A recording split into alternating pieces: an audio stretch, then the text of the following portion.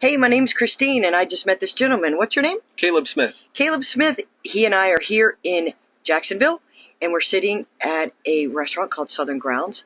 And I overheard him talk about a property and real estate, and I said, oh my gosh, let me see what we can do and how we can connect. And next thing you know, Here I am. here we are. And so one of the things that I posted the other day on a social media was about, where you hear people talking about real estate and that you want to connect with them and see about getting a number and how you can help them. So let's talk a little bit about what we were just sharing.